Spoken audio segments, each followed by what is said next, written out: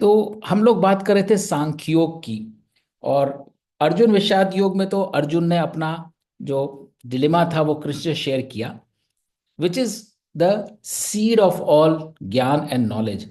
तो उसकी, हालांकि जो असली ज्ञान है वो अध्याय 2 से निकलना शुरू होता है, बट अध्याय 1 में जो ज्ञान का हमें सुनने को समझने को मिलता है वो ये है कि जब तक हम सेल्फ को क्वेश्चन नहीं करेंगे, हम अपने किसी भी एक कर्म को, अपनी किसी धारणा को क्वेश्चन नहीं करेंगे, हम ज्ञान प्राप्त नहीं कर सकते। तो कई बार हम अपने एनवायरनमेंट में बच्चों को या अपने साथियों को या बड़ों को भी कई बार एक तरह से कंडीशन कर देते हैं कि वो पूछे ना, कुछ सवाल ना पूछें। तो वो जो है, जो जिज्ञासा को हम रोकते हैं वो सारे ज्ञान को आने से रोकता है, और इस तरह से जो भी व्यक्ति है वो उस अज्ञानतावश उस कंडीशन स्टेट में ही रहता है। तो अध्याय 1 में जब तक कि कृष्ण ने बोलना नहीं शुरू किया, बट ये इम्प्लिसिट ज्ञान उसमें भी यह मिलता है। और जब अर्जुन ने कृष्ण से पूछा कि भाई मैं कैसे इनसे लड़ सकता हूं, तो जो असल ज्ञान निकलना शुरू हुआ वो सांख्योग में हुआ। उसको सांख्योग इसीलिए बोलते हैं, Sankhyog is like building block, Sankhya is like numerology. जिस तरह से हम अपने नंबर्स ऐड करते चले जाते हैं, उसी तरह से हमारे जो डिफरेंट कंपोनेंट्स हैं सेल्फ के, और इसीलिए कृष्ण ने सबसे पहले अर्जुन को, जैसे मैंने पिछली बार बोला था, ये नहीं कहा चल उठ और युद्ध कर तू। कृष्ण ने सबसे पहले अर्जुन को बोला कि अपने आत्म को पहचान। ऐसा कोई समय ही नहीं था जब तुम नहीं थे या मैं नहीं थे या ये सारे लोग नहीं थे, क्योंकि जो आत्म है यह नित्य और अवध्य है। इसको कोई मार नहीं सकता, इसका कोई हनन नहीं कर सकता। तो जब हम इसको समझने की कोशिश करते हैं तो कुछ लोगों ने पुनः बोला कि इसको थोड़ा आप दोबारा थोड़ा टाइम स्पेंड करके बताएं। तो और ये बहुत जरूरी भी है, क्योंकि संपूर्ण गीता जो है इस सेल्फ के ऊपर, आत्म के ऊपर रुकी हुई है। जैसा हमारा आत्म होगा, जैसा हम इस आत्म को बनाएंगे या उस पे आघात करेंगे, उस पे असॉल्ट करेंगे, जैसा भी, वैसा ही हमारा कर्म होगा और वैसे ही हमारी आगे की सारी प्रवृत्तियां और हमारी सारी एग्जिस्टेंस होगी। और अभी इसको समझाने के बाद मैं, जो राजकुमार ने पिछली बार प्रश्न पूछा था, उस पे भी आएंगे, जो उन्होंने सेशन क्लोज होते होते पिछली बार पूछा था कि ये सब थ्योरेटिकल है, इसका एविडेंस क्या है, ये कैसे माना जाए कि जो हम बोल रहे हैं वह सत्य है, तो उस पे भी आएंगे। तो जब हम सेल्फ की बात करते हैं, सेल्फ मतलब हम हैं कौन, तो हम बनते हैं मन, बुद्धि, अहंकार, प्रकृति और पुरुष के संयोग से। ये 5 चीजें होती हैं, 5 महाभूतों का इसमें रिफ्लेक्शन होता है। जो 5 एलिमेंट्स होते हैं, आकाश, वायु, अग्नि, जल, पृथ्वी। आकाश ज्यादा भरा है या वायु ज्यादा है या अग्नि ज्यादा है या जल ज्यादा है या पृथ्वी एलिमेंट ज्यादा है, ये सारा इम्बैलेंस है, बैलेंस जो है मिलके हमारा बनाता है मन, अहंकार, बुद्धि, प्रकृति और पुरुष। और जो हमारी प्रकृति होती है वो हमारे सतोगुण, तमोगुण और रजोगुण से इन्फ्लुएंस होती है। तो जो हमारा पुरुष होता है ये कोर होता है।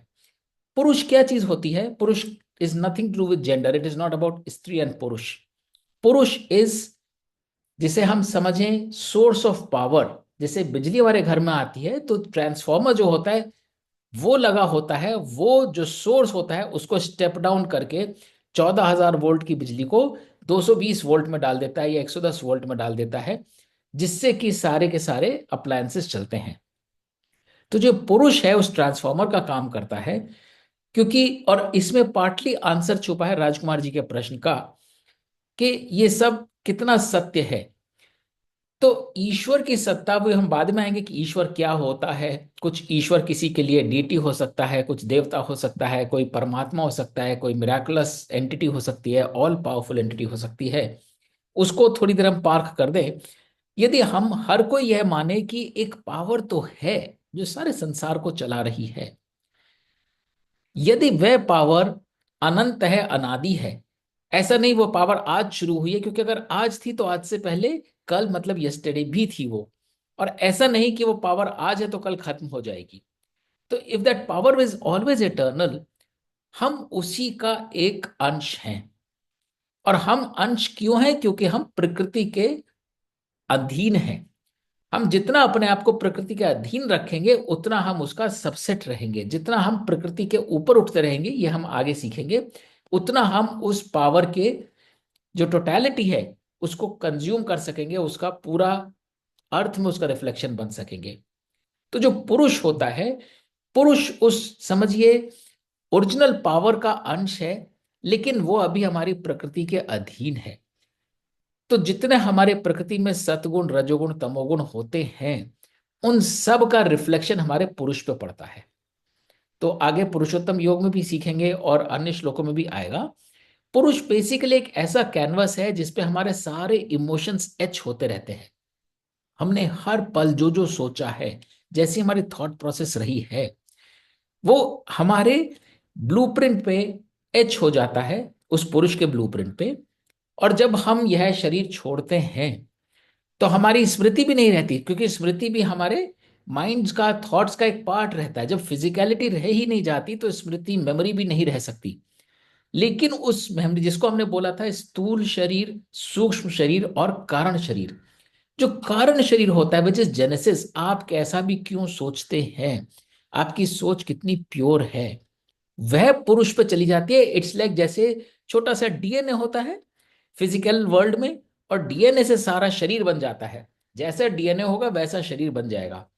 तो डीएनए तो बहुत छोटा सा स्ट्रैंड होता है, लेकिन शरीर तो can be as big as an elephant और ह्यूमन बीइंग जैसा भी है। इसी प्रकार हमारी थॉट्स का और कंडेंस्ड वर्जन होता है हमारा सूक्ष्म शरीर के बाद कारण शरीर, विच इज द जेनेसिस ऑफ हम कैसा भी क्यों सोचते हैं। तो जब हम अपने आप को प्रकृति से निकाल देते हैं, हम शायद क्रोध नहीं करते, लालच नहीं करते, मान अपमान के चक्कर में नहीं पड़ते, तो इस पुरुष के अंदर कुछ रह ही नहीं जाता आगे ले जाने के लिए। सिर्फ उसका जेनेसिस रह जाता है। If you are at peace, that peace goes with you. If you are not at peace, that unrest goes with you. If you are arrogant, that sense of vengeance goes with you. If you are tied to something, आपने जीवन जिया लेकिन किस चीज से इतना बुरी तरह बंध गए कि प्राण निकलने भी बहुत मुश्किल हो गए, आपको लगता रहा है ये मैं कैसे छोड़ के जाऊं, that attachment stays with you. तो जो पुरुष है, purush is that sum and substance of what are you, who are you as a person. और जैसा आपका वो पुरुष रहेगा, जैसे उसके इम्प्रिंट्स रहेंगे, वैसी आपकी प्रकृति बन जाएगी। क्योंकि वो प्रकृति जो है वही तो सतो रजो तमो गुण की वजह से उस पुरुष पे वैसा इम्प्रिंट छोड़ रही थी। इट्स लाइक दिस, आप जैसे खड़े हैं और आपकी शेडो पड़ रही है किसी चीज पे, तो जो खड़े हैं उसमें आपको रंग रूप सब दिख रहा है, लेकिन जो शेडो वॉल पे पड़ रही है, उस शेडो में वो सब विलीन हो गया है। वो सारी चीजें उसको कलर लेके नहीं जाना, उसका सिर्फ आकार लेके जाना है। तो जैसे हमारे कर्म होंगे, जैसी प्रकृति होगी, वैसा ही रिफ्लेक्शन पुरुष के ऊपर पड़ेगा। और वो रिफ्लेक्शन जो है बाद में दोबारा उसे डिकोड जो किया था, उसे जो कोड किया था, वो डिकोड करके वापस वैसी प्रकृति में कन्वर्ट कर देगा। So this is the concept of पुरुष। तो इसलिए अपने आप को थॉट्स में, डीड्स में प्योर रखना बहुत जरूरी है। जितना आप चीजों को छोड़ते जाएंगे उतने आप हल्के होते जाएंगे, उतना आपका पुरुष जो है ऑलमोस्ट प्योरेस्ट फॉर्म में होता चला जाएगा। जिस तरह से पुरुष रहेगा उसके हिसाब से हमें अगली प्रकृति मिलती है। तो ये एनर्जी हम लेके जाते हैं, और यदि हम उस एनर्जी के साथ जाएंगे जो एट पीस है, विद जॉय है, विद प्योर लव है, तो हमको वैसा ही एनवायरनमेंट मिलेगा। क्योंकि अब सिर्फ एनर्जी बचती है, वो कौन सी एनर्जी किस एनर्जी से मैच करती है वो टोटली डिपेंड करता है कि बाकी अन्य जो एनवायरनमेंट उसकी एनर्जी कैसे है। And that is how that पुरुष डिसाइड्स कैसी प्रकृति आपको मिलेगी, किस परिवेश में आप जाएंगे, वो आत्मा कैसा शरीर धरेगी, दोबारा किस एनवायरनमेंट में जाएगी, और आगे के लिए उसके लिए क्या क्या तय है। तो कई बार अगर हमें ह्यूमिलिटी थोड़ी सी कम रह गई, हमने बहुत अच्छी जिंदगी जी, प्योर भी, जॉय भी, सब कुछ किया, लेकिन कहीं ना कहीं हम्बल नहीं थे, हमें कहीं ना कहीं सेंस ऑफ एंटाइटलमेंट होता रहा। तो आत्मा की जो जर्नी होती है वो हर किसी को प्रोपल करने के लिए होती है शांति की तरफ और निर्मल आनंद की तरफ। तो अब आप में मान लीजिए सब कुछ है लेकिन ह्यूमिलिटी नहीं है, तो वो ऐसी परिस्थितियों में ले जाएगी जिसमें आप हम्बल भी हो जाएंगे। आपका, आपके लिए कोई और चारा नहीं है but to be humble in that existence, and that is how it will propel you towards another existence which will be more humbler. तो ये पुरुष और प्रकृति का संयोग है, और इसके लिए हमें मन, बुद्धि, अहंकार वाले ट्यूरिंग बटन्स दिए गए हैं। जितना हम अपने आप को ट्यून करेंगे, जैसा हम अपना मन रखेंगे, वैसा ही हमारा अहम रहेगा कि मैं ऐसा हूं क्योंकि मेरा मन चंचल है, या मेरा मन शांत है, या मेरा मन उत्तेजित है। और वैसी मेरी बुद्धि हो जाएगी। बुद्धि is nothing but a direction, a map. जैसा आप सोचते हो बुद्धि आपको उसी तरफ ले जाएगी, क्योंकि देन यू स्टार्ट जस्टिफाइंग, मैं तो ऐसा ही हूं, मेरे को तो ये करना ही है। तो मन, बुद्धि, अहंकार, प्रकृति, पुरुष। अब यहाँ पे सतोगुण, रजोगुण, तमोगुण, इसकी बहुत विस्तार से आगे चर्चा होगी। बट इसको इतना हम समझ सकते हैं कि सतोगुण होता है लाइक अ सीकर। तो ज्ञानेन्द्रियां, if you are always driven by quest, सत्य क्या है, मेरा पर्पस क्या है, मेरा धर्म क्या है, और मैं देखूं, मैं सुनूं, मैं समझूं, मैं चखूं, मैं टच करूं, for the pure purpose of knowing कि एनवायरमेंट कैसा है और उस एनवायरमेंट में मेरा अपना धर्म क्या है। तो आपकी ज्ञानेंद्रियां ज्यादा, जिसे बोलते हैं, एक्टिव रहती हैं, और आप सत्वगुण से प्रेरित होते हो। तो आपकी प्रकृति भी जो है ना, सत्वगुण से प्रेरित रहेगी। आप कर्म इसलिए नहीं करते हो कि आपको फलाना रिटर्न मिलेगा, आप कर्म इसलिए करते हो क्योंकि आप समझते हो वही धर्म है, वही कर्म करना आपका धर्म है। इस पे हम आगे बहुत बात करेंगे सत्वगुण पे। किंतु यदि आप रजोगुण से प्रेरित हैं, जिंदगी जीते हैं, लेकिन आप परिणाम से बंधे रहते हैं, और ऑलवेज थिंकिंग रिटर्न में कितना मिलेगा, तो ये हमारी कर्मेंद्रियां ज्यादा एक्टिव हो जाती हैं। हम काम करने लग जाते हैं अपने हाथों से, अपने पैरों से, अपनी भाषा से, अपने रिप्रोडक्शन से, अपने डाइजेशन से, कि जितना काम करेंगे उतना रिटर्न मिलेगा। तो हम एक विशेष साइकिल में बंध जाते हैं, और यही हमारा कारण भी होता है बार बार आने का, क्योंकि हम अभी मुक्त ही नहीं हुए हैं। रजोगुण बहुत है हमें, हर चीज में हम ये सोचते हैं कितना आएगा वापस। तो वो हम अपनी कर्म प्रधान बन जाते हैं, लेकिन उस कर्म में त्याग नहीं होता, उस कर्म में रिटर्न अटैच्ड होता है, परिणाम और फल अटैच्ड होता है। और तमोगुण होता है जिसमें हम विषेंद्रियां डेवलप कर लेते हैं। मतलब अब हम शब्द से बंध गए, हमें सुनना तो है लेकिन हमें कुछ अच्छी बातें सुननी है, या हम अपशब्द बोलते हैं, या स्पर्श तो है, या तो हमें खुद के लिए जेंटल स्पर्श चाहिए लेकिन दूसरे के साथ हम रफ हो जाते हैं, या रूप है, स्वाद है, हम फिजिकलिटी में फंस जाते हैं। हम अपने आप को मटीरियलिटी से अटैच कर लेते हैं कंजम्पशन के लिए, खाली रिटर्न्स के लिए नहीं, अब कंजम्पशन के लिए भी, क्योंकि ये तो बहुत आनंद दे रहा है। तो ये हमारी विषेंद्रियां हो जाती है, तमोगुण प्रधान हमारी प्रकृति हो जाती है।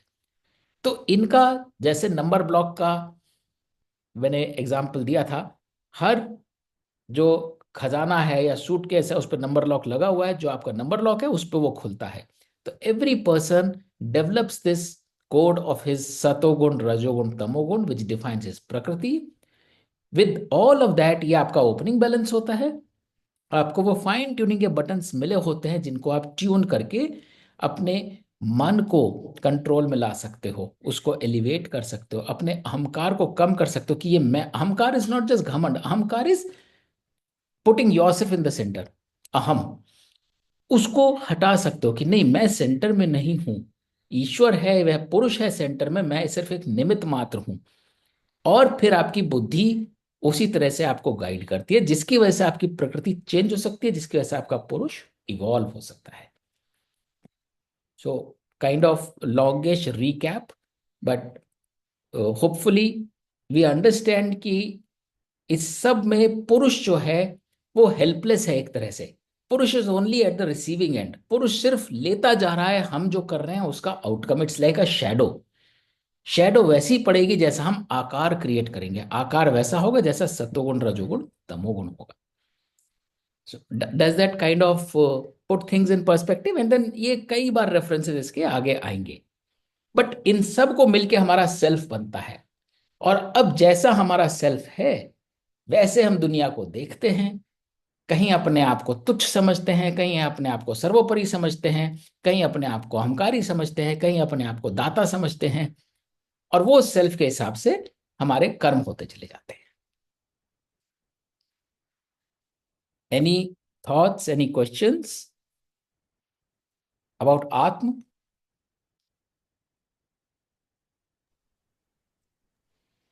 So, two small questions, Vinash.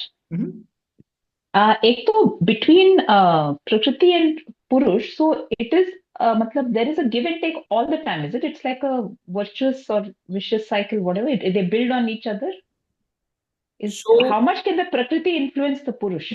absolutely, Prakriti is always influencing. As I said, Purush is always receiving whatever Prakriti is giving.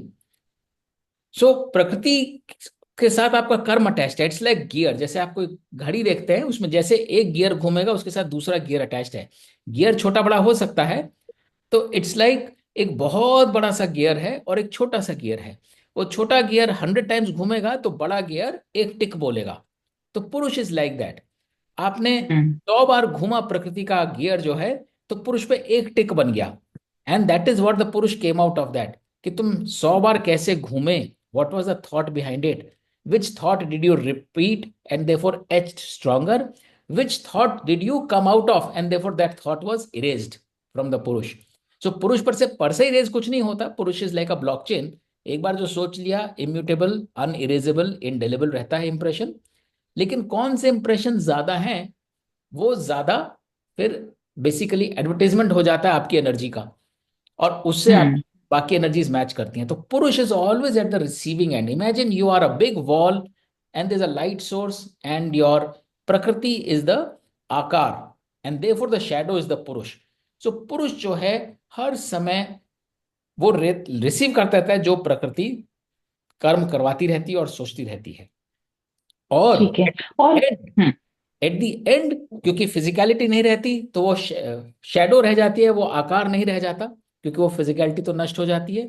लेकिन जो उसका समन सब्सटेंस होता है, वो पुरुष जो है नई प्रकृति का गुण करता है, क्योंकि अब उसके पास वो डीएनए है प्रकृति क्रिएट करने के लिए, जो कि जिंदगी में आपने फाइन ट्यून करके चेंज किया है. और मतलब अगर पुरुष का एक आइडियल स्टेट है क्या, इन द सेंस मतलब लिबरेशन के लिए, कि आप you are doing all the right thing, let's say everything is perfect, like आपने एग्जांपल दिया कि अगर ह्यूमिलिटी कम है तो उसका इफेक्ट फिर अगले जन्म में you will see some implication, some sort of repercussion of that. तो एक मतलब एक आइडियल स्टेट है क्या उसका फॉर? तो हाँ, आइडियल स्टेट उसका वही है कि आप में ज्यादा से ज्यादा सतोगुण हो, आप में रजोगुण और तमोगुण सबसे कम हो, और प्रकृति से ऊपर उठ सकें. जब आप बिल्कुल ही प्रकृति के परे हो जाते हैं, तो पुरुष और ब्रह्म में कोई अंतर रह नहीं जाता. अविनाश जी, ये जी आत्मा को भी पुरुष कहा जाता है क्या? क्योंकि आत्मा के ऊपर सारा कुछ होता है. हाँ. तो आत्मा भी एक किस्म की पुरुष ही हो गई ना. जो एक आत्मा दूसरी आत्मा में जाती है तो वो कर्म के हिसाब से जाती है. जैसे आपने बोला कि वो अपने कर्मों के हिसाब से अगला जन्म उसको मिलेगा. तो आत्मा के ऊपर जो सारा कुछ पुरुष का होता है, ये हम जिसे आत्म बोल रहे हैं, हम ना आत्म अलग चीज है. आत्मा जो है वो तो सेल्फ हो गया ना. हाँ, तो मैं वही वही बता रहा हूं कि हम जिसे मैं सोल की बात कर रहा हूँ. हाँ, मैं समझ गया. तो मेरी अंडरस्टैंडिंग, मेरा गीता में पढ़ने के जो मेरे को समझ में आया वो यही, कि atma is the self. Atma is just the one component of the energy. It's the carrier, and what it carries along with it is the purush. That's what I am saying कि आत्मा पुरुष एक ही चीज है आपका. आत्मा, मैं आत्मा नहीं कह रहा, आत्मा. आत्मा, एज ए सेड, मेरे को आत्मा का कॉन्सेप्ट मुझे क्लियर इसलिए नहीं है क्योंकि गीता में आत्मा नहीं है, सिर्फ आत्म है. और ये नहीं, कई जगह लिखा हुआ है गीता में. कई गीता में मैंने और भी कहीं भी काफी जब पढ़ा है कि आत्मा जो है, आत्मा सोल जो है, दैट इज ए पुरुष. तो वही है शिवाजी. सब लोग के अपने अपने इंटरप्रिटेशन है, दैट इज द ठीक है. ब्यूटी. नहीं, that's why I want to clarify it कि आत्मा तो अलग चीज है. आत्मा तो सेल्फ हो गया. तो जी. आत्मा जो है वो सोल टाइप हो गया कि सोल के ऊपर ही आप सब कुछ होते हैं. और सोल ही जो अपने कर्म के हिसाब से आपके जो सूक्ष्म शरीर है, उसमें जो आपने बोला कि भाई जो इंद्रिय वो होती हैं, इंद्रिय मन इंद्रिय हैं, वो साथ लेके जाती हैं. तो वो सोल के ऊपर ही उसका अफेक्ट होता है. मैं एग्जैक्टली मैं सिर्फ आत्म को सब्सक्राइब करता हूं. द वे नहीं, पॉपुलर आत्म इज कन्वर्ट टू आत्मा एंड सोल.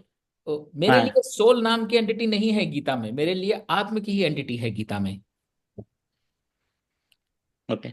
जो जो मेरी अंडरस्टैंडिंग है, एवरीबडी सीज डिफरेंटली. तो मे बी मैं भी किसी से सीख पाऊंगा अगर कोई मेरे को भी समझाए कि नहीं, आत्मा एक अलग एंटिटी होती है विच इज द सोल.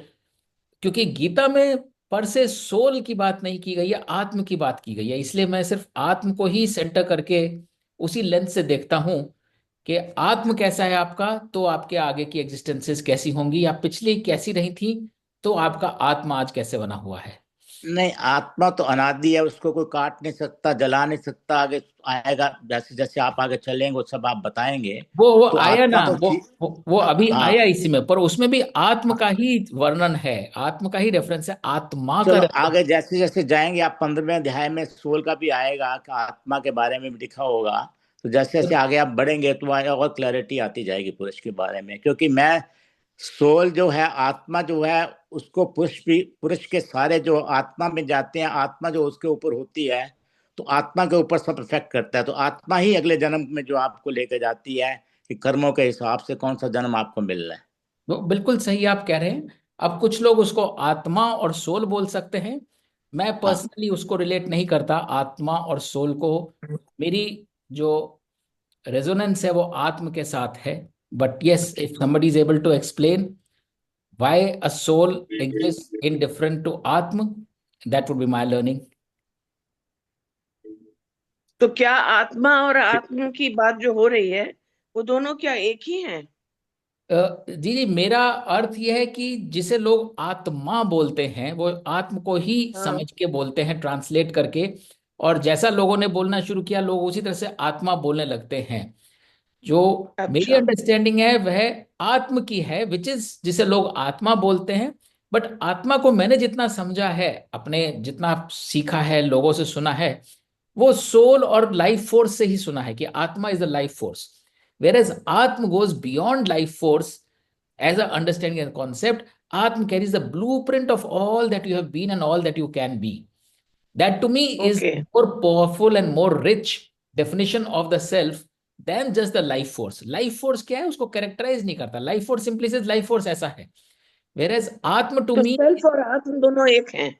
वो दोनों एक होने चाहिए, बट क्योंकि वो एक कॉन्सेप्ट ज्यादा पॉपुलर है, ज्यादा यूज होता है आत्मा की तरह से, और वो सिंपलिस्टिक होता है, तो शायद वो बोलने चालने में इजी रहता है। अदरवाइज हर किसी को हमें मन बुद्धि अहंकार पुरुष प्रकृति समझाना पड़ेगा, which is a very longish conversation. शायद इस वजह से atma is a more easier way to say कि which is the energy and force.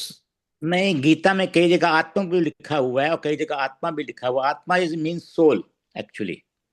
तो आत्मा तो सेल्फ रियलाइजेशन है आपका। वो तो गीता में दोनों चीज लिखे हुए हैं, आत्मा भी लिखा हुआ है, आत्मा भी लिखा हुआ है, दोनों चीजें अलग अलग हैं। तो 15वें अध्याय में जब जाएंगे तो आपको काफी क्लैरिटी हमको मिलती जाएगी। पता नहीं भाई, थैंक यू। जरूर जरूर जरूर देखेंगे। एंड एक छोटी सी चीज हम भी पूछना चाहते थे अविनाश जी। बिल्कुल। आपने बताया कि जैसे रजोगुण जब अधिक होता है तो हम कर्म करते हैं with results in mind. Yes. और लेकिन हम एक प्रश्न ये पूछना चाहते हैं कि कोई अपना अगर काम कर रहा, मान लीजिए डॉक्टर है, तो उसका तो रिजल्ट ओरिएंटेशन अगर नहीं होगा until unless he has that in mind and he's working towards that objective कि मुझे अपने पेशेंट को ठीक करना है, या as an advocate I will obviously have that in mind that I must do get justice for my client। तो result से इसको डिटैच, अगर हम ये नहीं करें तो रजोगुण आपके हिसाब से कम हो जाएगा हमारे में। लेकिन अगर हम ये ना करें तो क्या ये सही होगा बिना अभी थोड़ा रिजल्ट सा, का एंटिसिप जी? हाँ थोड़ा सा अमित वेट करिए, बिल्कुल आने वाला ही वो श्लोक, अगले 2 पन्नों में ही आ जाएगा, अरे वाह, कर्मण्येवाधिकार अरे रस्ते। वाह। एंड वी विल जी एम्पलीफाई। जी और जी ये हमेशा ये बात निकल कर आती है, यहाँ 2-3 सेंटिमेंट्स होते हैं। एक तो कर्म के फल के जी साथ कि भाई लक्ष्य और फल नहीं होगा तो कर्म कैसे होगा, है ना। तो यही जी बात आप भी जी। कह रहे हैं कि भाई आउटकम को ध्यान में रखे तो कर्म किया जाता है, तो we will talk about that. बिल्कुल फिर हम बात करेंगे बिल्कुल। आसक्ति की, जो इसका पार्टली आंसर देगा, और हम बात करेंगे राइट। इंद्रियों की। So please hold that thought for a moment, we will very, soon. बिल्कुल बिल्कुल बिल्कुल। Thank you so much. अच्छा अविनाश जी, एक चीज हम आपसे पूछना चाहेंगे जी। कि अहंकार, अहंकार इसमें किस सेंस में आता है? अहंकार पुरुष के बजाय स्वयं को सेंटर में रखना अहंकार है, कि मैं हूं ये, और मैं ये हूं ये, तो इसलिए मैं ये सब ऐसे करूंगा। तो जैसे हम, यही तो मतलब, यही तो जनरल सेंस भी है अहंकार का। जी जी, तो जैसे हम अहम को बीच में रखते हैं, हम अहंकारी हो जाते हैं, हमने अहम को वो सीट ऑफ पावर दे दी।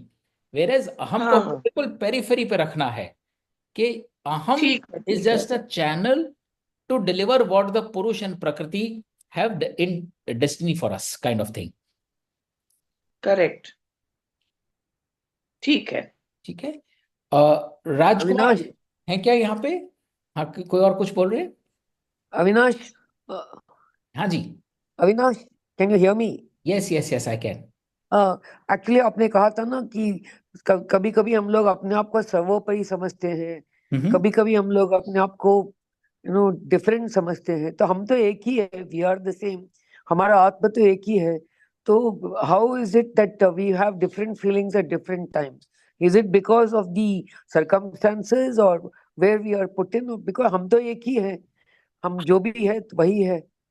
हाँ, तो फर्क सिर्फ नुएंस सिर्फ इतना है, हम तो वही हैं, पर हम, ये आगे भी आएगा, बहुत हम डिटेल में बात करेंगे इसकी। हम अपने आप को कर्ता मान लेते हैं, ये मेरी वजह से हुआ है, ये मैंने किया है, ये कर्म मैंने किया है, तो इसका फल मुझे मिलना चाहिए। So it is all about me me me and I. Whereas अगर हम अपने आप को बिल्कुल पीछे रखें, साइड में रखें, मैं क्या हूं, क्यों हूं, ये मतलब है ही नहीं, मैं सिर्फ एक निमित्त मात्र हूं, I am just a channel, तो फिर वो अहंकार नहीं रहता कि आई am the chosen one to deliver this, चाहे सुख हो चाहे दुख हो। तो अगर मैं, कई बार सुख में भी पूरा प्रारब्ध होता है, बट सुख में हम लोग उतना क्वेश्चन नहीं करते हैं, कोई बीमारी हो गई, कोई अनफॉर्चुनेट चीज हो गई, तो हम बोलते हैं वाई मी। तो फिर हमें याद करना चाहिए हम सिर्फ प्रारब्ध है, हम सिर्फ निमित्त हैं, और ये हमारा प्रारब्ध है कि हम उस सिचुएशन का पार्ट है। तो जब हम अपने आप को साइड में कर देते हैं, तो हम वो कंट्रोल छोड़ देते हैं, और ये आगे भी रेफरेंस आएगा 2-3 बार अलग अलग तरह से, कि जब हम अपने आप को सिर्फ एक सिचुएशन का निमित्त मान के चलते हैं, तो हम ना वो सेंस ऑफ एंटाइटलमेंट रखते हैं, ना सेंस ऑफ ओनरशिप रखते हैं, और ना वो एक्सपेक्टेशन रहती है। अमित जो सवाल पूछ रहे हैं, part of the answer lies in that also. जब ये कर्म मेरा है ही नहीं, तो मुझे फल भी मुझे नहीं मिलना, तो मैं फल की भी इच्छा नहीं रखता। उसको और एम्पलीफाई करेंगे, तो नुएंस सिर्फ इतना होता है कि हम सोच रहे हैं ये हम कर रहे हैं, या फिर हम ये सोच रहे हैं हम सिर्फ एक चैनल हैं, हम कर नहीं रहे हैं, हम सिर्फ अपना धर्म निभा रहे हैं, अगर हमारे द्वारा यह कर्म हो रहा है तो।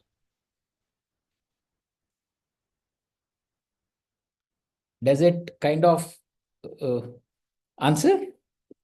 यस यस यस, और ये वी विल एम्पलीफाई, ये बहुत चीजें हैं। द ब्यूटी इज के सारा कॉन्सेप्ट 4-5 चीजों के इर्द गिर्द ही घूमता है, लेकिन उनको कार्यान्वित, उनको एक्शन में लाने के लिए हमें बहुत सारे लीवर्स दबाने होते हैं, जो हम कई कई अध्याय में आगे सीखेंगे। तो मेरे को नहीं लगता राजकुमार जी आज यहाँ हैं। राजकुमार आप हैं? सो we'll not get into that question, let's wait when he is able to join us, क्योंकि वो थोड़ा सा ऑफ ट्रैक हो जाएगा डिस्कशन फर्दर। तो आगे चलते हैं।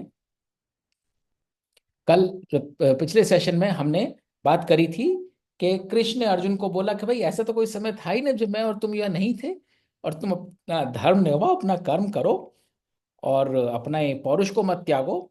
और फिर अपने इस आत्म के बारे ही बोलते हैं कि इसको कोई मिटा नहीं सकता, जला नहीं सकता, भिगो नहीं सकता, सुखा नहीं सकता। तो अचरज इसका दर्शन है अचरज इसका वर्णन, अचरज का भंडारा है दिव्य आत्म का दर्पण। आत्म तो भारत हर युग में रहता नित्य अवध्य, शोक किसी भी प्राणी का अतः करना है व्यर्थ। चुन तू अपने धर्म को अर्जुन, भय को दे तू त्याग, धर्म युद्ध ही लक्ष्य है तेरा, धर्म युद्ध ही भाग्य। तो ये धर्म पे बहुत इंफेसिस है, गीता शुरू ही धर्म से हुई थी, और हम आगे जाके इसकी बहुत डिटेल में व्याख्या करेंगे। धर्म है क्या, मैं कैसे जानूं मेरा धर्म क्या है? तो इसको अभी पार्क करते हैं, अभी बस इतना समझ के चलते हैं कि हमारे को अपना धर्म फॉलो करना होता है, और at a very high level हम सब ह्यूमन बीइंग्स हैं। तो सबसे पहला हमारा धर्म क्या है? कॉन्शियसनेस को एलिवेट रखना और कॉन्शियसनेस के साथ अलाइंड रहना, क्योंकि ये हमको बाकी सब प्राणियों से अलग रखता है। उन सबका कॉन्शियसनेस लेवल बहुत फर्क है। पेड़ों का, पौधों का हमने बात करी थी, पत्थर में भी एक चेतना होती है, कॉन्शियसनेस होती है। तो हम अपने कॉन्शियसनेस को किसी तरह से ना गिराएं, कॉन्शियसनेस लेवल को ना गिराएं, ये हमारा प्राइम धर्म है। पर हमारी कॉन्शियसनेस क्या है, हम उसको ढक देते हैं कई बार कंडीशनिंग से। उसके लिए हम बहुत सारी बातें करेंगे, लेकिन यदि हम इतना समझ लें कि हमारा एक मूल धर्म तो है कॉन्शियस रहना, तभी हमें ये बुद्धि मिली है, तभी हमें ऐसा एनवायरनमेंट मिला है, हम समझ सकें कि हम क्या हैं। तो उस धर्म का पालन करना कि हम अपनी चेतना को, कॉन्शियस को, अवेयरनेस को बढ़ाएं। और अवेयरनेस कैसे आती है? ज्ञान के द्वारा। यदि हम आंख बंद करके बैठ जाएं तो हमें ज्ञान ही प्राप्त नहीं होगा चार तरफ का। हम बोलेंगे ये चीज एग्जिस्ट ही नहीं करती। जैसे यदि आज राजकुमार जी एक प्रश्न पूछते हैं कि ये सत्य है कि असत्य है, तो एक ज्ञान की खोज में वो निकल रहे हैं। लेकिन अगर हम उस प्रश्न पे ध्यान ही ना दें और हम बोले ये सब रेटोरिक है, तो फिर हमने उस ज्ञान को ही बंद कर दिया आने से। तो हमारी चेतना जो है उसी लेवल पर रहेगी जितनी वो एक दिन पहले थी। धर्म युद्ध से होकर जाता तेरा मोक्ष का द्वार, कोई कोई छत्री ही पाता ऐसा भाग्य अपार। फिर भी यदि तू युद्ध त्याग कर भय से करता प्रीत, तेरे साथ ही लुप्त रहेगी तेरी यश और कीर्त। और यहां ये आसक्ति का एक थोड़ा सा हमें रिफ्लेक्शन में आ देता है भय में। कभी भी आप सोचेंगे भय हमें कब होता है, डर कब होता है? जब हम किसी से अटैच हो जाते हैं, किसी चीज को खोने का डर, किसी स्टेटस को, किसी रिलेशनशिप को, किसी वस्तु को, किसी संपत्ति को। अर्जुन किस चीज से अटैच हो रहा था? अर्जुन अपने किन किन के वेलबींग से अटैच हो रहा था, और इसलिए उसे डर हो रहा था अगर वो लड़ेगा तो वो लोग नहीं रहेंगे कल, और वो पाप का भागी कहलाएगा। अपने स्टेटस से भी अटैच हो रहा था और उनकी एग्जिस्टेंस से भी अटैच हो रहा था। तो आसक्ति जब एक थ्रेशोल्ड से ज्यादा बढ़ जाती है तो भय में कन्वर्ट हो जाती है। और इसी तरह बोलते हैं कि गीता आपको मुक्त कर देती है भय से, चिंता से, शोक से। वो इसी वजह से कि आपके वो ट्रैपिंग्स ही हटा देती है, वो जड़ें हटा देती है जिनसे, और आसक्ति इन सब चीजों की जड़ होती है। भय की जड़ भी आसक्ति है। चिरकाल तक होगी निंदा, होगा अपयश बखान, मृत्यु से भी दुष्कर होगा यह तेरा अपमान। तुझको है जो वीर समझते कद तेरा वे काटेंगे, कायरता का चिन्ह बनेगा हीनता का डेरा। प्रतिदिन तेरी निंदा होगी कोटि कोटि शत्रु मुख, और बड़ा संताप क्या होगा इससे गहरा दुख। तो कृष्ण कहीं ना कहीं ये समझाने का प्रयत्न कर रहे हैं कि अधर्म होकर हमारा जो किया हुआ कर्म होता है वो हमें पतन की ओर ले जाता है। तो ये एक फिजिकलिटी में बोल रहे हैं कि तुम्हारा अदरवाइज इतना मान होगा नहीं तो तुम्हारा अपयश होगा। जो तुम्हें वीर समझते हैं वो तुम्हें वीर नहीं समझेंगे, वो तुम्हारी निंदा करेंगे। बट आगे जाके हम देखेंगे कृष्ण खुद बोल रहे हैं कि निंदा, मान, अपमान का भय नहीं होना चाहिए। पर क्योंकि अर्जुन अभी उस स्टेट में नहीं है तो अभी कहीं ना कहीं उसको उसी की भाषा में समझा रहे हैं। क्योंकि वह कह रहा था कि मैं अगर अपने कितन किन को मारूंगा तो मेरी निंदा होगी। Then he is trying to say अगर निंदा का ही डर है तो निंदा तुम्हारी असली तब होगी जब तुम अपने धर्म से विमुख होगे। नॉट दैट कृष्ण वॉन्ट्स की निंदा की परवाह करो, but he is trying to tell him कि निंदा अगर होगी भी तो किस सीन में, किस सिनेरियो में ज्यादा होगी। राज मिलेगा यदि जीता जो स्वर्ग जो मारा जाए, दोनों हाल में हे कौनते तू यश और गौरव पाए। हार जीत को भूल के लाभ हानि को त्याग, धर्म युद्ध ना तुझे बनाए किसी पाप का भाग। ये इंपॉर्टेंट नगेट है बहुत।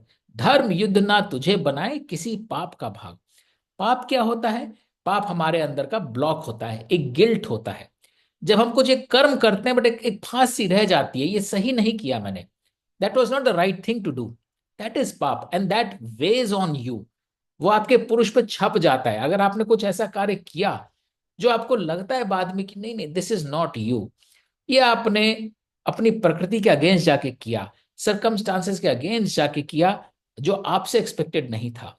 तो जब आप धर्म का साथ देते हैं तो आप में कभी वो गिल्ट नहीं रहेगा। इसको हम दोबारा रिविजिट करेंगे कई तरह से आगे, जब हम धर्म की बातें करेंगे आगे कि धर्म क्या है। और आगे बहुत अच्छा एक श्लोक भी आएगा कि अपने धर्म में जान गंवाना भी बहुत उचित है, रादर देन पर धर्म में ख्याति पाना। अब तक मैंने ज्ञान दिया अब सुन कर्म की वाणी, कर्म अकर्म के बंधन को तज पार्थ अज्ञानी। कर्म के मूल का नाश नहीं है ना ही फल में रोग, जन्म मरण के भय अछूता रहे वह कर्मयोग। अब यहां से अमित ने जो सवाल पूछा उसका जवाब आना शुरू होता है कि हम जो कर्म कर रहे हैं एज अ प्रोफेशनल, भाई एज अ डॉक्टर मुझे ऑपरेशन करना है, सक्सेस को कैसे ध्यान में नहीं रखूंगा? या अगर मैं केस लड़ रहा हूं मुझे तो इंश्योर करना है कि क्लाइंट को जस्टिस मिले, जस्टिस मिले ना मिले वो मेरा क्लाइंट है, वो जीते, मैं तो उसीलिए उसकी सेवा कर रहा हूं अगर मैं सेवा भी कर रहा हूं। तो पहला नगेट है to detach yourself from the outcome, why should you and how should you. तो व्हाई का कारण यह है कर्म के मूल का नाश नहीं है। आपने क्लाइंट को जिस भावना से लिया, अब वो आपके हारने और जीतने से वो भावना नहीं जाने वाली है, and that is the seed. So what is important is आपके पुरुष पे क्या रह जाएगा? आपके पुरुष पे वो भावना रह जाएगी जिस भावना से आपने वो केस लिया। यदि आपकी भावना थी हाँ भाई आओ क्या हुआ, क्या परेशानी है, and then client will say ऐसा ऐसा हो गया और मेरे को बचाइए, आप ही बचा सकते हैं, एंड नाउ यू सी कि हाँ इसके साथ अन्याय तो हुआ है, he deserves to be represented, that's it. आपका काम एज अ लॉयर सिर्फ अपनी स्किल्स को उसके जस्टिस तक ले जाने के लिए यूज करना है। आप केस जीते या हारे, इन द फर्स्ट केस वो आपके कंट्रोल में है ही नहीं, तो आप किसी ऐसी चीज के साथ अपने आप को अटैच कर रहे हैं जो पहली बार में आपकी है ही नहीं। क्योंकि वो हम बहुत आगे जाके सीखेंगे अध्याय 13-14 में कि कार्य को सिद्ध करने के क्या क्या कंट्रीब्यूटर्स होते हैं। बट यदि उसको अभी पार्क भी कर दें तो भी आपके पुरुष पे क्या चीज रह गई, आपने वो केस क्यों लिया। तो जो सात्विक प्रवृत्ति का बंदा है वो केस ले रहा है, मैं स्किल्ड हूं, मुझे लॉ की निटिग्रिटी नुएंसेस पता है, इस आदमी को मेरे स्किल्स की जरूरत है और मैं इंश्योर कर सकता हूं कि ये जस्टिस के पास जाए, at least I am the carrier. पहुंचेगी नहीं पहुंचेगी नौका वहां, I don't take guarantee for that, but I will give my 100% without any selfish interest. तो ये आपके पुरुष पर अंकित हो गया सात्विक प्रकृति में। यदि आप राजसिक प्रकृति के हैं, रजोगुण ज्यादा है, तो आप कहेंगे अरे ये तो एक और टारगेट मिल गया यार, मेरा मंथली टारगेट था 2 लाख कमाने का, मैं 1,50,000 पे बैठा हुआ था, ये केस मिलते 50 मिल गया मेरे को। केस आप फिर भी ईमानदारी से लड़ रहे हैं, पर आपकी भावना क्या हुई, that bhavna is to add that 50 grand to your target, monthly target, जो कि हम आगे बात करेंगे। कॉर्पोरेट लाइफ में तो गोल्स ड्रिवन ही होते हैं सारे एक्ट्स, ये तुम्हारे सेल्स टारगेट्स हैं, ये तुम्हारे क्लाइंट टारगेट्स हैं, तुम्हारे बिजनेस टारगेट्स हैं। पर आपके पुरुष पे क्या इंप्रेशन जा रहा है, what is the shadow you are living on that canvas of purush, मेरा रिटर्न कितना मिलेगा। काम तो मैं कर रहा हूं, काम आप पूरी निष्ठा से कर रहे हो, उसमें आपके शायद to give you benefit out काम में शायद कोई पॉल्यूशन नहीं आ रहा अभी, लेकिन उस भावना में कर्म का जो मूल है जिसको आप कभी मिटा नहीं सकते, वो मूल आपका है रजोगुण, कि नहीं ये केस और मिल जाएगा तो मेरा टारगेट इतना हो जाएगा, या इस केस के मिलते मेरा स्टेटस बढ़ जाएगा। So you are expecting something in return, it is not a pure joy, pure act of service. और यदि तमोगुण प्रधान है तो आप कह रहे हो आजा बच्चू, अब मैं तेरे को बताऊंगा, तूने मेरे को बहुत तंग किया था, अब मैं तेरे को ऐसा उलझाऊंगा, तारीख पे तारीख, तारीख पे तारीख, और फिर देख क्या होता है तेरा हाल। दैट इज तमोगुण। तीनों केसेस में आप केस ले रहे हो, पर आपकी भावना अलग है। अब वो कर्म आप जो करोगे वो और भावना उत्पन्न करेगी, तो पुरुष पे डिफरेंट इंप्रेशन आएंगे। But what is the genesis of that कर्म, जिस भावना से आपने कर्म उठाया, उस क्लाइंट से हाथ मिलाया, एक केस में let me see what I can do for you, I am here to serve you, I will do my best. चाहे आप लॉयर हो, चाहे आप डॉक्टर हो, चाहे आप कंसल्टेंट हो, it goes through for any role. एक भावना है हाँ आ जाओ यार बहुत अच्छा है, तुम नहीं आओगे तो हम हमारा क्या होगा, हम जैसे लोगों के लिए तो तुम लोग भी हो। तीसरा है आ जाओ, I will tell you, I have control over this, मेरे से बड़ा वकील कोई नहीं है, मेरे से बड़ा डॉक्टर कोई नहीं है। तो पहली चीज है कर्म के मूल का नाश नहीं है। क्या है वो नाश, किस भावना से आपने उस कर्म की ओर प्रेरित किया अपने आप को, और वह जन्म मरण के भय से अछूता रहता है कर्म योग। तो जिसने वो मूल भावना पकड़ ली उसको फिर इससे मतलब नहीं वो आज है या आज नहीं है, क्योंकि उसके पुरुष को जो इम्प्रिंट हुआ वो बहुत प्योर इम्प्रिंट हुआ। डज नॉट मैटर केस कहीं ना कहीं चला जाए, वो हार जाए या जीत जाए, you will be at peace. और इसका आप हर प्रोफेशन में एग्जाम्पल देखोगे। मैं टीचर हूं, आज मैंने पढ़ाया, सारे बच्चे तो पास नहीं होते, सबकी तो डिस्टिंक्शन नहीं आती। यदि, और इसको हम थोड़ी देर में बहुत सीखेंगे बहुत ब्यूटीफुली अध्याय 4 में, कर्म विकर्म और अकर्म में, तभी बहुत क्लियर हो जाएगा। तो the answer will not come in 1 shloka, answer will come in next 3-4, क्योंकि कर्म योग है 6 अध्याय में फैला हुआ है। तो इन 6 अध्याय में आपके पूरे इस डाउट का जड़ से निवारण हो जाएगा कि कर्म में फल कैसे अटैच ना करें। पर पहली चीज है कि यदि आपने अपना कर्म पूरी सच्चाई से किया है, आप जब घर जाएंगे और आपको पता चलेगा कि 20 बच्चे पास नहीं हुए और सिर्फ 3 की डिस्टिंक्शन आई है, एक ने 90% लिया है, you will be at peace, at ease, चाहे आपको ये खबर मिले या ये खबर मिले कि 70 में से 60 बच्चे डिस्टिंक्शन से पास हो गए, आपके लिए मैटर नहीं करता, आपकी पीस कोशेंट में फर्क नहीं आता, क्योंकि आप जब कर्म कर रहे थे आप फल को ध्यान में रख के नहीं करते कितने बच्चे पास हो, आप अपना धर्म निभा रहे थे। आप एक टीचर हो, आप एक लॉयर हो, आप एक डॉक्टर हो। इसको थोड़ा और आगे डीप में जाएंगे अभी। और कर्म योग है देता सबको एक शुद्ध विचार, कर्महीन ही संशय करते मन में लेके विकार। ये इसका एक और वेरिएंट है। कर्म योग अगर आपने रखा है, आप योग से जुड़ गए कर्म से, तो आपका विचार शुद्ध है। Nothing disturbs you from here and there, because अब आप रिजल्ट से प्रेरित नहीं हो रहे हो। आपने अच्छा काम किया, जज अपना काम कर रहा है जैसी उसकी बुद्धि है। और कई बार जैसे हमने बताया प्रारब्ध बनते हो, आप सारे केसेस क्यों नहीं हारते हो, सारे जीतते हो, सारे ऑपरेशंस क्यों नहीं सक्सेसफुल होते हैं? क्योंकि there is a larger ecosystem working in the same scenario. आपकी स्किल्स हैं तो पेशेंट की भी तो एक बॉडी की लिमिट है कि इसकी बॉडी कितना ले सकती है। जिसने दवाइयां बनाई हैं उसकी प्योरिटी की भी तो लिमिट है, चाहे हम कितनी सैंपलिंग कर लें। There is always a 0.0001% chance कि किसी एक जगह कोई इन्फेक्शन आ जाए which is outside your control. कोई एक चीज है, किसी ने आपने बोला ये दवा लेकर आओ, वो दवा आउट ऑफ स्टॉक हो गई, नहीं मिली। तो इन सब में आप अगर अपने आप को सेंटर में रखोगे तो आप अपने आप को या तो क्रेडिट दोगे या ब्लेम करोगे कि ये चीज सक्सेसफुल नहीं हुई। आप अपने आप को निमित्त समझोगे, you will detach from the rest of the ecosystem because that is not under your control. और जो परिणाम को लेकर आके संशय, क्योंकि परिणाम आते ही संशय भी आएगा, क्योंकि परिणाम यू नो फॉर श्योर कि 100% ठीक होगा ऐसा तो हो ही नहीं सकता। लेकिन जो 5, 10, 15% प्रोबेबिलिटी रह जाती है वो काम का रिजल्ट ना मिलने की, उससे क्या आता है, मन में संशय आता है। जहां संशय आता है वहां से कर्महीनता आ जाती है। और ये आगे हम बहुत जल्दी वहां तक पहुंच रहे हैं उस श्लोक पे जो कहता है कि कर्म सिर्फ अपना कर्म करो, फल का विचार ना करो, क्योंकि जैसे ही आपको इंटेंडेड फल नहीं मिलेगा आप कर्म छोड़ने को भी तैयार हो जाते हो। नहीं नहीं मैं ऐसा नहीं करने वाला, चाहे आपको लगे ये केस हारने वाली बात है, या इसमें जज गुस्सा हो जाएगा, या ये ऑपरेशन बहुत कॉम्प्लिकेटेड है, why should I take it. तो लोग क्या होते हैं, उस रास्ते पे चल निकलते हैं जिसमें उन्हें कर्म करके शायद वो बचा सकते थे, बट वो पहले ही डाउट ले आते हैं और डाउट की वजह से वो अपना कर्म भी छोड़ देते हैं। और डाउट किस लिए आ रहा है? परिणाम की वजह से आ रहा है, क्योंकि परिणाम आपके फेवर में भी हो सकता है, आपके अगेंस्ट भी हो सकता है।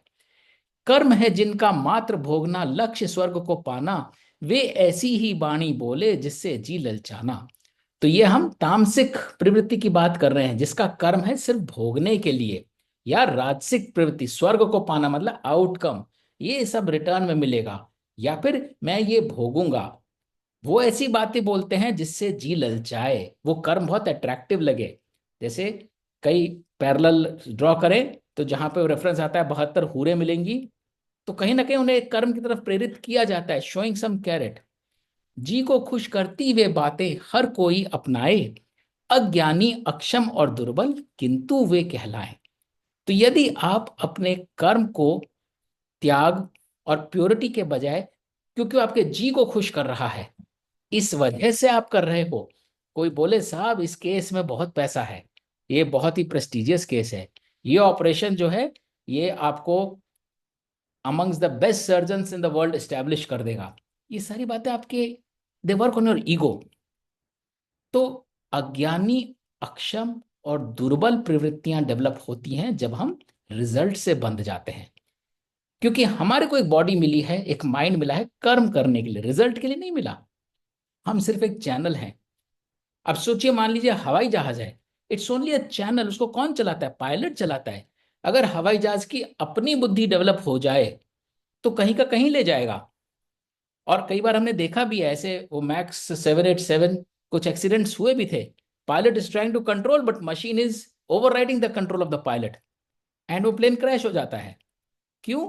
क्योंकि जो साधन था वो अपने आप को कारक समझने लगता है। अब हवाई जहाज एज ए इंस्ट्रूमेंट को नहीं पता रेस्ट ऑफ द इकोसिस्टम कैसा है। पायलट की कॉन्शियसनेस ज्यादा है मशीन से, at least if you say from the perspective of passengers who are human beings. अगर उसमें सिर्फ कार्गो होता, एक डमी प्लेन होता, ड्रोन जैसा, nobody would mind, no lives are lost. But the moment there is even one person on board, उसकी life ज्यादा important हो जाती है, क्योंकि उस लाइफ में कॉन्शियसनेस है, मशीन में जो कि नहीं है।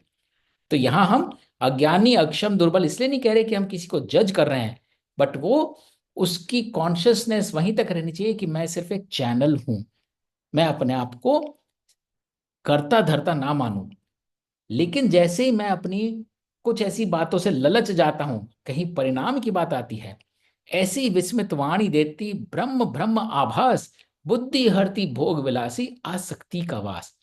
जैसे आप रिजल्ट की तरफ सोचते हो, आसक्ति का बीज बो दिया आपने। You get attached, you get attached to the outcome, and the moment you get attached to the outcome, either you will have fear और यू विल हैव ग्रीड।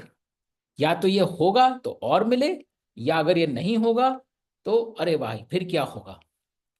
वेद बताते त्रिगुण निर्गुण खोज सत्य का मार्ग, राग द्वेष ना पाल है अर्जुन योग क्षेम परित्याग। पास समंदर जाने पर तालाब का है जो मान, ब्रह्म प्राप्त हो जाने पर उतने ही वेद समान। ये बहुत ही ब्यूटीफुल नगेट है। तालाब है, नदी है, जिसको समंदर मिल जाए वो क्या नदी और तालाब की चिंता करेगा? तो जिसको कर्म में त्याग मिल जाए, प्योरिटी मिल जाए, क्या वो आउटकम के बारे में कभी भी सोचेगा? जिसको ब्रह्म प्राप्त हो रहा है, उसका मतलब उसने सारे वेद पढ़ लिए, उसको सारी कॉन्शियसनेस मिल गई अगर आप ब्रह्म की स्थिति में पहुंच गए। तो जब आप ब्रह्म को प्राप्त करते हैं, you will never even look back and see मेरा डेबिट क्रेडिट कितना हुआ। You have already gone past that state. अब आप highest state of elevated knowledge में हो। और ये सबसे ज्यादा कोटेड श्लोक है गीता का, कर्मण्येवाधिकारस्ते मा फलेषु कदाचन। कर्म तेरा अधिकार है, ना फल का करो विचार, और कर्म ना करने हेतु कभी ना हो तैयार। हमारा अधिकार सिर्फ कर्म पे है, क्योंकि हमको वह प्रकृति मिली है, हमको वो ज्ञानेंद्रियां और कर्मेंद्रियां मिली हैं। हम ज्ञान प्राप्त कर सकें, उस ज्ञान के द्वारा हम अपनी स्किल्स को ऑगमेंट कर सकें और उनके हिसाब से कर्म कर सकें। That's it. विषेंद्रियों पर हमारा कोई अधिकार नहीं है, इसलिए फल का विचार ना करो। आप बोलते हो कि केस का आउटकम के बिना मैं केस कैसे लूं? आपका केस का आउटकम के बगैर आप केस ऐसे लो, आप देखो वो आपके पास क्यों आया है, आप क्या कर सकते हो, आप इसके प्रारब्ध किस लिए बने हो, वो आप ही के पास क्यों आया। कहीं और भी जा सकता था, और कहीं और भी जा सकता है, तो आपको वो भी कंट्रोल नहीं करना कि ये मेरे पास या किसी और के पास ना जाए, क्योंकि जो सत्य एनर्जी है वो आपके लिए क्लाइंट लेकर आएगी और आप उसके प्रारब्ध बनोगे ही बनोगे। लेकिन यदि आप में असत्य है जरा सा भी, या उसमें असत्य है जरा सा भी, तो या तो वो भी आपको छोड़ के चला जाएगा या आप भी उसका केस नहीं लोगे। तो इसलिए फल का विचार इसलिए नहीं करना होता, क्योंकि फल सिर्फ एक स्टेट है, और वो भी एक मीडियम है। फल is not the end state. वो फल जो है हमको फिर दोबारा प्रेरित करता है कि हमारा अगला कर्म कैसा हो। तो यदि आप फल से अटैच हो गए, तो आपका अगला कर्म भी रिजल्ट से अटैच होकर होगा, रजोगुण से होगा, तो आप मुक्ति नहीं पा सकोगे। You are always attach to the next success and the next success and the next success, और you will always be disappointed with the next failure and the next, और afraid of the next failure. और जहां आपको लगे कि परिणाम मेरे हिसाब से नहीं है, वहां बोलोगे भाई ये केस मैं नहीं लेता, नो नो। हम लोग सुनते हैं ना, कई बार डॉक्टर्स बोलते हैं the doctor refuse to take the patient was so critical. आपका धर्म उस समय ये नहीं है कि ये पेशेंट जिएगा या बचेगा, आपका धर्म है आप उस पेशेंट के लिए क्या कर सकते हो। और इससे बड़ी मूर्खता भी कुछ नहीं होती कि अगर आप केस जीत जाए तो आप बोलो ये मेरी वजह से जीता है, क्योंकि that you will see much later there are so many things that go in defining the success और फेलियर। तो ये अहंकार होता है जो आदमी को, अहम को बीच में रख देता है कि मेरी वजह से हुआ है, मेरा केस है, मैंने केस जीता है या मुझे केस जीतना है।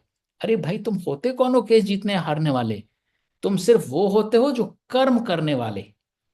तो आप सिर्फ जब अपॉर्चुनिटी आए, सबसे पहले ईश्वर को धन्यवाद दें। अगेन हम ईश्वर की बात आगे करेंगे, व्हाट इज ईश्वर, बट सबसे पहले ईश्वर को धन्यवाद दें कि आज आपकी टेबल पे खाना आया, एक केस आया, वो ऑलरेडी एक फल है, ठीक है। फिर धन्यवाद दें कि उसने इस लायक समझा कि आपकी स्किल्स में उसको भरोसा है। अब हम फ्लाई करते हैं, पूरा पायलट को बिना जाने पूरा ट्रस्ट रखते हैं ना, ये वहां से वहां ले जाएगा, हम थोड़ी उसका इंटरव्यू लेते हैं, भाई तेरे को चलाना आया, कितने 1000 आवर्स हैं तेरे फ्लाइंग के, तू सही उड़ाएगा कि नहीं उड़ाएगा? Blind faith. तो किसी को आप में विश्वास है, वो आपके पास आया, पहले उसका धन्यवाद दीजिए, फिर अपने कर्म में लग जाइए। हाँ भाई ये है, इसके हिसाब से ये होना चाहिए, उसके हिसाब से ये होना चाहिए, ये लेकर आ, वो लेकर, अब हम ये फाइल करेंगे, फिर इस दिन ये डेट लगेगी, फिर हम ये करेंगे। Enjoy every moment of what you do. और अध्याय 4 में कर्म को हम सीखेंगे अकर्म में कैसे बदलना है। That will completely enhance your Joy quotient. परिणाम तो बहुत दूर की बात है, आप स्वयं को भूल जाएंगे। कर्म से उत्पन्न लाभ हानि को चित्त परे जो रखे, हे धनंजय तभी समत्व कर्म योग को भोगे। And this is the real outcome, कि लाभ और हानि, क्योंकि परिणाम है तो लाभ और हानि है, चित्त के परे रख दिया, और तभी आप एक सम होकर कर्म के योग को भोग सके, तभी आप कर्म योगी कहलाओगे। आपने कर्म के साथ योग स्थापित किया है, परिणाम के साथ योग नहीं स्थापित किया है। That is a crux. हमारी मुक्ति कब होती है? जब हम कर्म योग, ज्ञान योग और भक्ति योग फॉलो करते हैं। हम फल योग नहीं फॉलो करते, गीता में कहीं फल योग नहीं लिखा। तो इसलिए कर्म करते समय पूरा चित्त, पूरा ध्यान कर्म पे लगाएं। और 2 चैप्टर बाद हम ये भी बात करेंगे कि उस कर्म को अकर्म में कैसे बदलें। तो hopefully you are getting a sense of a pulse of where is it going, Amit, in terms of, and it's not just for you, because this question comes from several places, and for ourselves also, we also reaffirm to ourselves कि कर्म योग स्थापित करना है, फल योग नहीं स्थापित करना है। फल योग स्थापित किया फिर तो बहुत मतलब मन में उथल पुथल होती रहेगी, फल तो कभी कैसा होता कभी कैसा होता है, तो किस किस फल के साथ क्या क्या योग स्थापित करेंगे? कर्म हमारे अधिकार में है, कर्म के साथ योग स्थापित करना है। I would be happy to know, is this making sense in some direction? Hi, good evening, uncle. If I could ask something. Yes, please. तो अंकल आपने 3 बोला, भक्ति योग, ज्ञान योग, कर्म योग, मतलब यही जनरली लिखा होता है। बट स्वामी विवेकानंद ने एक राजयोग के बारे में भी बात किया था। बिल्कुल। और कुछ ऑथर्स बोलते हैं कि राजयोग भी एक चौथा कंसेप्ट है गीता का। Do you agree with this? मतलब ये कहीं and how much do you देखो want to step into this? मैंने थोड़ा सा, to be honest with you, Rajyoga पढ़ना शुरू किया है, अभी मेरे सर के ऊपर से जा रहा है वो, ठीक है।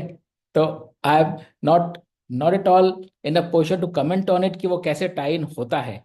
हाँ, एक्चुअली वो स्वामी विवेकानंद वाली बुक मैंने भी कोशिश करी, मैं बिल्कुल समझ नहीं आई मुझे, मैंने रख दी वो राजयोग वाली बुक।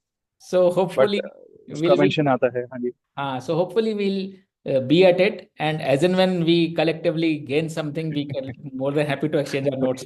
तुम मेरे को सिखाना यार, जिसके पहले समझ में आ जाए। मैंने रख ली वो, नहीं नहीं नहीं समझ में आई मुझे, मैंने छोड़ दिया उसे। अविनाश जी, if I could just comment. Please यार अमित, मेरे को अविनाश जी मत बोलो यार, तुम सब मेरे को पता नहीं कहाँ नरक में ले जाओगे। नहीं जी, नहीं सी। तो मेरे करियर में, मतलब कॉर्पोरेट वर्ल्ड में, इसको जो मतलब एक जो मेरे एकदम मेरे दिमाग में आया कि मैं, कोई कहता था, वेरी सीनियर एग्जीक्यूटिव कहते, I don't care about the effort, I only care about the outcome, results. Yes. And मतलब आप जितना काम करो डजेंट मैटर, मुझे तो बस गोल ही हासिल करना है।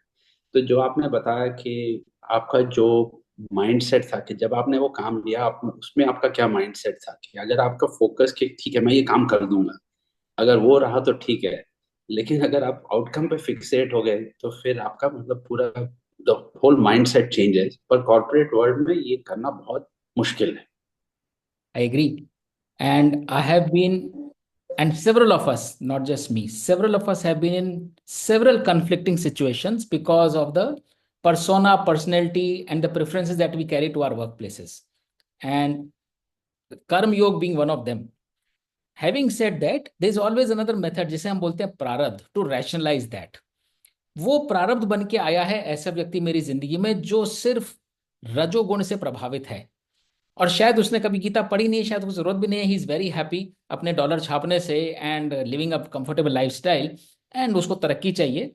Nothing wrong in all of that, except fact remains हम सबके सामने है, उसके साथ डायबिटीज भी आती है, उस अटैचमेंट के साथ, रिजल्ट का जो अटैच्ड है उसके साथ हाइपरटेंशन भी आती है, उसके साथ 10 और चीजें भी आती हैं। और कंपनी जो कहती है कोई चिंता मत कर यार, you are all insured in the best, जैसे somebody told me I don't want to be the richest patient in the hospital, so the choice is very clear। तो हैविंग सेड दैट वो कॉन्फ्लिक्ट रहता है, लेकिन अगर कोई आप ऐसे एनवायरनमेंट का पार्ट हैं जहां बहुत बड़ा डिस्कनेक्ट है, आप बिलीव करने लगे हो कि भाई कर्म करना जरूरी है, पर ये बंदा तो खाली रिजल्ट पे ही है और मेरा जो अप्रेजल है वो यही करने वाला है, तो आगे हम जाके पढ़ेंगे विभूति योग। वो एक विभूति बन के आपके जीवन में आया है, वो एक रिफ्लेक्ट कर रहा है। तो आप सिर्फ ये समझिए उस समय आपका धर्म क्या है। तो हम सिर्फ अगर ये बोले नहीं नहीं मेरे को रिजल्ट से मतलब नहीं है, गीता में लिखा हुआ है, he will give you a pink slip, बोलेगा टेक अ वॉक मैन, ठीक है, तो उस समय आपका धर्म है जो वो चाहता है वो दो, क्योंकि he expects you to deliver, but at least अपने आप को आप रिजल्ट से मत बांधो, उसने बांध रखा है, वो उसकी नियति है, and hopefully he will learn something from you. तो आप जितनी बार वो प्रेशर दे उतनी बार बोलो प्रेशर नहीं ले रहा, मैं काम तुम्हें दूंगा करके, बट प्रेशर लेना नहीं ना, वो मेरी मेरी चॉइस है, and that works beautifully. And they kind of से अरे यार इसको तो कुछ कहने से फायदा नहीं होगा, हाँ बट काम तो ये हमेशा कर दे, ठीक है उसको काम चाहिए आप काम करके दो, बट आप उस you don't take the bet which he is trying to offer you. Okay, results और टारगेट्स, आप दो उसे टारगेट, वो आपका धर्म बन जाता है, बट उस टारगेट से खुद को अटैच करना आपका धर्म नहीं है। And if there are failures, boss ने टारगेट दिया, आपने अचीव कर दिया, बॉस ने अगले साल टारगेट डबल कर दिया, अब आप उसको स्ट्रेस लेके घर मत जाओ, आप बोलो ठीक है वो डबल कर रहा है because he has hope that I can achieve and I am the chosen one to achieve, I will do my best. जी बिल्कुल, थैंक यू। तो ये तो बहुत मुश्किल है ना अंकल, अगर आप वो काम कर रहे हो जो आपकी नेचर के अगेंस्ट है, तो how can you be at peace? हाँ आई तो was talking to a friend who was working in California for Wells Fargo. जब उनका स्कैम हुआ था, जब वो लोग पकड़े गए थे, now he had a $3,000 per month job. उनको ऐसे ऐसे टारगेट्स मिलते थे, you have to open 8 accounts every day, नहीं खोलोगे तो जॉब जाएगी if you don't do that. तो वो क्रॉस सेलिंग करते थे, जिस कस्टमर ने कंसेंट नहीं दिया उनका भी अकाउंट खोलते थे, I mean they would do anything because उसको अपना घर चलाना है, वो क्या करेगा बेचारा। हाँ फर्क इतना है, राम पूरे मतलब सब जानते हैं where was Ram, and with all of that वो वनवास भेजे गए, अपनी खुशी से तो उन्होंने वनवास नहीं लिखा अपने भाग्य में, पर जब वनवास आया तो हंसते हंसते 14 साल का वनवास झेला, उस 14 साल में जो कुछ भी हुआ उस सबको भी फेस किया, और उसके बाद जब उनको वापस राम राज जब राज मिला तब राज मिला। I don't see a single reference to Ram saying that अरे यार मैं वहाँ कॉर्पोरेट कैरियर में होता 14 साल में, ये तो भरत तो कहीं का कहीं निकल गया, ही इज द एम्परर और मैं वहीं हूँ, मेरा तो करियर बर्बाद हो गया, वहीं रुका पड़ा हूँ मैं। करेक्ट। तो yes, stress will come, challenges will come, यहाँ बात हो रही है situations will come around you, what you bind yourself to उसकी बात हो रही है। तो आपको अनरियलिस्टिक टारगेट्स दिए गए हैं, अब आप या तो उसको एग्री करो या डिसएग्री करो, एज यू सेड डिसएग्री करोगे तो जॉब चला जाएगा, तो आप डिसएग्री मत करो, बट एग्री करके एक्नॉलेज करो कि ये एक इनसरमाउंटेबल काम है, do to the best of your ability, stress is not the answer. आप बोलो हाँ मेरा आज की तारीख में ये बॉस है, इसको 8 अकाउंट दिन में खोलने हैं, मैं जाता हूँ कोशिश करता हूँ, मैं काम कर रहा हूँ, 8 खुले बहुत अच्छी बात है, 8 खुले तो प्राइड मत लो, 12 खुल गए तो आसमान में मत उड़ो, 4 ही खुले हैं तो स्ट्रेस मत लो, क्योंकि 4 होंगे या 8 होंगे या 12 होंगे वो आपके कंट्रोल में है ही नहीं, होना ही नहीं था। वो तो मूर्ख है जो कह रहा है, वो ये सोच रहा है कि वो तुम्हारे, एंड कॉर्पोरेट में that is where they're go wrong, and all of us have been part of corporate life very closely, most of us. जो लोग खाली टारगेट देके करते हैं ना, they actually fail, people leave them as managers, people stick with you, deliver more when you have empathy for what they can contribute, not what they are forced to deliver। तो वो and बात ये है कि जैसा आप vibes दोगे अगला आदमी फिर उसको एक्नॉलेज भी करेगा, अगर वो थोड़ा सा भी ज्ञानी होगा तो।